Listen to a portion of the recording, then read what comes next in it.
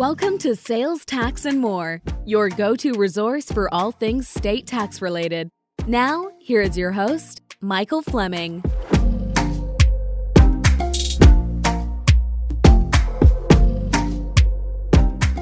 Hi, I'm Mike Fleming, founder of Sales, Tax, and More, and today's host of the Sales, Tax, and More podcast, where we talk about everyone's favorite subject, which is, of course, sales tax.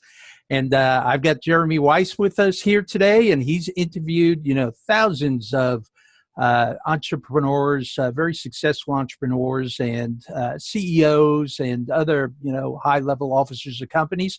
And today we flipped the scripts, and Jeremy is actually going to be interviewing me.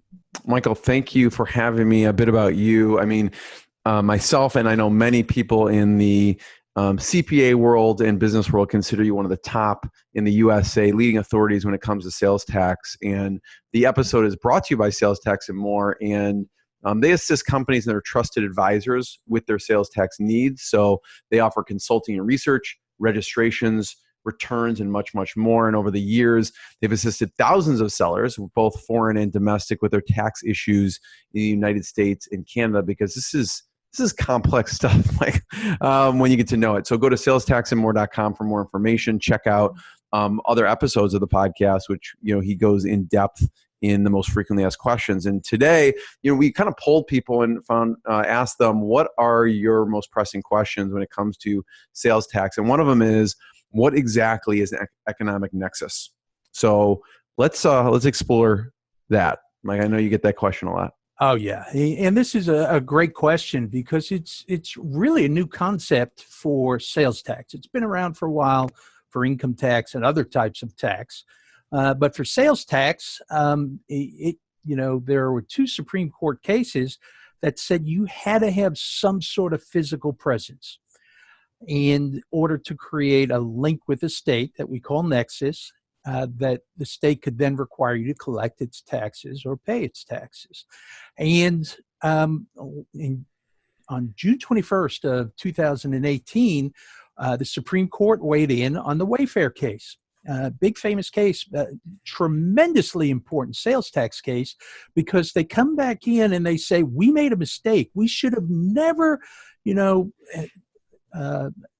talked about physical presence in these other cases. So we're overturning these cases. So it's like they never happened. So there is no need for a physical presence in order for a state to require you to collect its sales tax.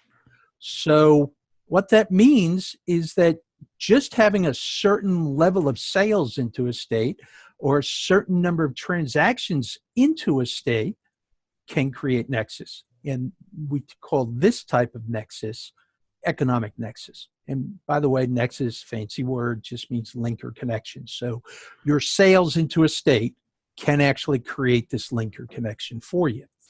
That's a big deal.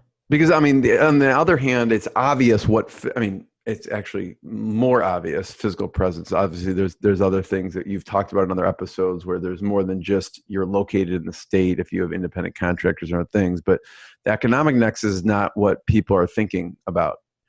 No, and they haven't thought about it for the last 50 some odd years, because everyone always, talks about Quill, which says, hey, you have to have a physical presence before you can force me to collect your taxes. So sometimes, our salespeople call on these companies and they're like, oh, we checked into this 5 years ago and we're fine. Well, unfortunately, the world has been stood on its head. This is unbelievably a game changer. Yeah, you can't say this is big enough. It's tremendous because it's literally can affect everybody. Some people think of this as an internet tax. It's not. It impacts every company who sells into multiple states. If you have sales in multiple states and are not registered everywhere, then this impacts you, this economic nexus, because whether you sell by phone, whether you sell by infomercial, whether you sell by catalogs, whether you sell by referrals, maybe people are just sending you referrals. If you're selling into multiple states, this economic nexus can impact you. So a lot of people say, well, Mike, you keep mentioning economic nexus. Well, what is it? You know, well, South Dakota, that was the state that, was suing Wayfair, and they, or pursuing Wayfair, they believed it was $100,000 or 200 transactions. Now, $100,000, that's pretty, okay. You got to be a pretty big seller to have $100,000 of sales inside of South Dakota. But 200 transactions, that's Not a lot. not a lot at all. That's a pretty low number. So a lot of states just jumped on the bandwagon.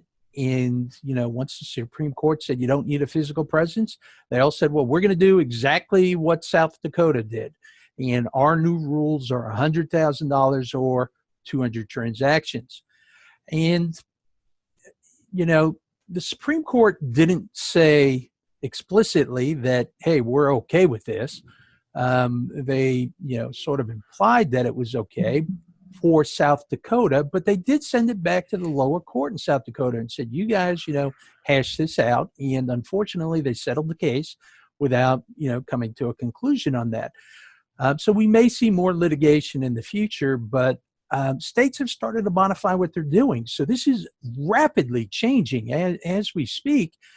States like Washington, who originally came out with $100,000 and 200 transactions, are now saying, you know what, that 200 transactions is kind of low. So 6 months later, they come out and change the rules. California did the same thing. They were at $100,000 and 200 transactions, and people started saying, hey, you're a lot bigger than South Dakota. I mean, you can't have the same guidelines as South Dakota. So they listened and they came back. They did away with their transactions and they raised their sales threshold to $500,000. Yeah. So, which creates problems because a lot of people went out and got registered because they were over the 200 transactions. Right. It seems, I don't know. I'm curious what your opinion is. Why don't they just get rid of the transactions? It seems like pretty arbitrary. It's all about the dollar amount someone's bringing in. Why do they even have transactions there? And what do you think they should do? I think they want the transactions because they want to capture all sellers. Yeah, pretty much. It's like 5 transactions or $1 million. It's like at that point, it's everyone. Well, the trend is moving away from transactions. So there are quite a number of states that when they issued what their thresholds are, there were no transactions. And there are 6 or so states that have reversed themselves. But be careful, because there are still a lot of states out there, like Illinois, that have a 200 transaction threshold and appear like they're going to stick with it. So until that's challenged in the courts, and a lot of sellers out there say, well, I'm going to wait until this is challenged in the courts. I never think waiting is a good idea because the cost of compliance is going to be pennies compared to, if a state decides to pursue you. And this may take, 5-10 years for it to come to fruition, in the Supreme Court. And even if your argument, your side wins, by that point, you're out of business. I think that for most sellers, we need to approach this as it is today. And yes, there is a cost to compliance. However, here's one of the things, and I'm going to relate this to Amazon sellers. I've been talking to Amazon sellers forever, 8 to 9 years. And I've been talking till I'm blue in the face with a lot of these people saying, you got exposure, you got exposure, you got exposure. Recently, people said, if I only knew that I was supposed to collect sales tax, I would have done it from the beginning. And then I wouldn't have any of this past exposure and I'd be compliant. Well, these same people who told me that, when this economic nexus began, you didn't have any past exposure.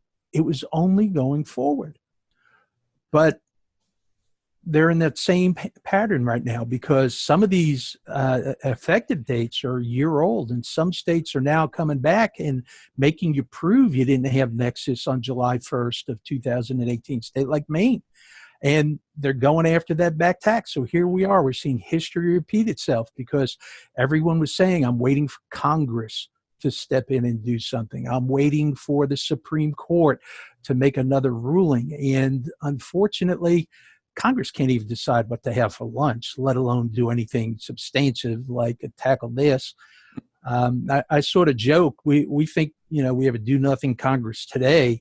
In 1959, there was a Nexus case involving income tax. And the U.S. Supreme Court pretty much said that states can tax whatever they want, whenever they want. And the business at that point said, oh my, this is horrible. We're going to go into a depression.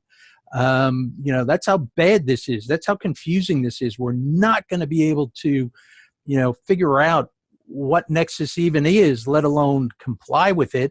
And they got Congress involved. And, Congress, is the one who gets, business is the one who gets Congress elected. So Congress moved very swiftly. And within 7 months, they passed a law that pretty much nullified the Supreme Court decision. And the difference between then and now, no one's saying that the country's going into a depression. Back then, everyone seriously thought the country's going into a depression. But Congress said, Nexus is so confusing and so complex. We got to form panels and committees, and we got to study this. So this is just a temporary solution. And we're going to come back, and after we figure this out, we're going to make a permanent solution that really works well. That was 60 years ago. And we still have this antiquated temporary solution. And the Supreme Court in 1992 came back and said, hey, Congress, you really got to do something on this in the Quill case. I'm paraphrasing, obviously. And they still have done nothing. So, on some issues. Waiting is not the solution. Yeah, maybe our great-grandchildren will, have something from Congress that makes things easy. But if you're waiting on Congress for a solution today, I just don't think it's going to happen. And Nexus is, of course, much more complex today than it's ever been before. So do I think it should happen? Yes. I'm not holding my breath waiting for it to happen. I'll tell you that. So what you're saying, let's say I'm a business based in Wisconsin and I sell widgets, and I sell, $1 million of widgets into California. I have economic nexus, and I should be registered in California for that particular case. Registered. So people need to really keep track of where they're, each of the states that they're selling into and what they're selling and how much. Absolutely. And it gets confusing because a lot of people are saying, okay, well, I sell widgets and I install them, but installation services in California are not generally going to be taxable. So therefore, I'm not going to include that. Well, unfortunately, what's included in those thresholds is very different from state. Remember, states don't make anything easy. If anything, they go out of the way to make it confusing and tough on you. And some states are going to include all sales, gross sales, services. Even if the state doesn't tax services, they're going to include your exempt sales. They're going to literally every sale that you make is included in that threshold. So, figuring out what's even included is tough because some states exclude sales for resale, but they include other exempt sales. Some states only taxable sales. Some states only taxable sales of tangible personal property. So it is greatly different across the board. And now we've got 40 states that say the marketplaces should collect tax. That makes it even more confusing because some states say include the marketplace sales. Other states say exclude the marketplace sales. So staying on top of it is tough. It's one of the things that we actually do here and provide a free resource to anybody. It's on our website, salestaxandmore.com. Under the resources, you go to charts and matrices, and it's economic nexus.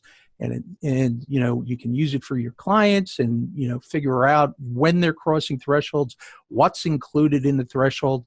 Now, some states, not that much detail there because when a state first comes out and says, here's what our thresholds are, that's it. They don't give you a lot of information. But we're updating this continuously on a weekly basis because the states are continuously updating their positions. So thank you for shedding some light on that. And like Michael said, go to salestaxandmore.com. If you have questions, contact them.